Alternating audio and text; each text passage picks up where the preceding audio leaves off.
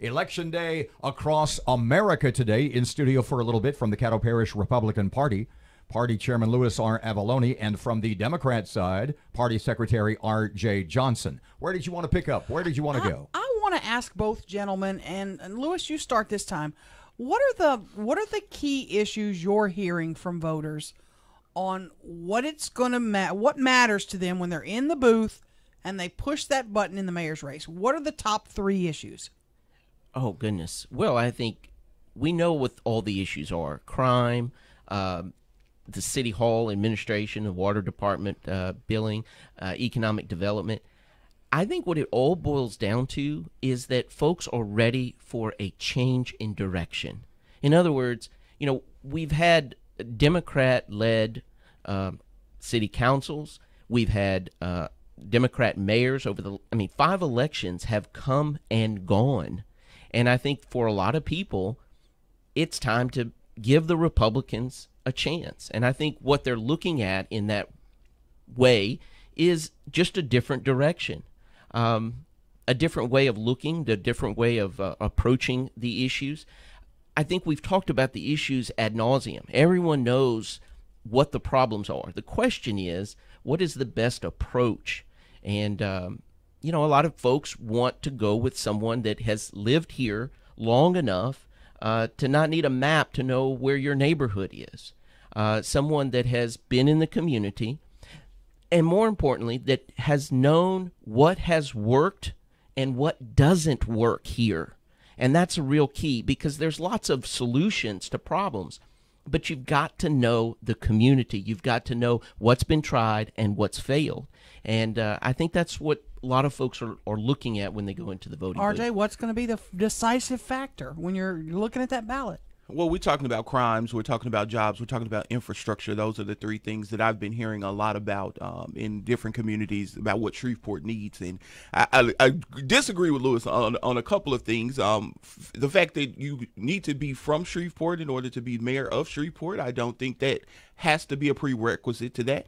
I think it's important to realize that you can be a transplant somewhere like myself, who's invested in the community just as much as anybody else. Even though I was not born here, I chose to live here, I chose to come here. And when we're looking for a candidate for mayor, we're looking for somebody who has some type of experience, some type of governmental experience. And I think that's something that we can agree on. We're looking for somebody who can advance an agenda. And that takes working with a city council that's effective.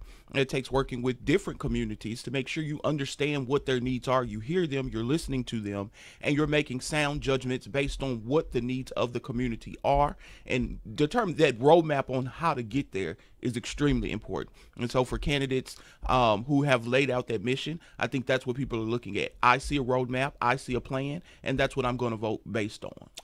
I'm going to go vote. I've already voted. Robert's going to go vote. The older demographic folks are going to go vote. Hey, where's my okay, cane? The elderly demographic. No, thank you very much. Vote. Yeah. The Paula Dent for Lunch bunch. What is the secret to getting Matt and the millennials, the younger folk? I have a son who's 25. He's not voting. Or is that he's a not misconception? interested. As a millennial, I would say that is a misconception. I'm one of the younger members of our governing body on the DPEC, and I think I am the youngest member, actually, in my 30s at 32. One of the things I think is important is we have to talk about issues that millennials care about. We keep hearing we are the future, and the folks who have been in office prior to us now running for office have not created an environment that we want to stay in, that we want to really be a part of. And I think that's important for millennials to hear that, hey, we have a plan for you to stay. We're advancing the mission. We're advancing the city. We're advancing our state. And so giving us a reason to go out and vote is extremely important. Now, my reasons are different. My grandparents taught me to do that. They took me to the polls with them. And so I'm going to vote regardless. But for other people, they need a reason to go to the polls. And I think some of our candidates, particularly Stephen Jackson and Adrian Perkins, have kind of given millennials something to look forward to, because we have 2 candidates who are very viable, who are millennials and who are really trying to push those folks and millennials out to vote. Louis? Yeah, I think you have to talk about showing the vision, because when folks don't see, if they can't see the vision, they won't pay the price, and the price is voting.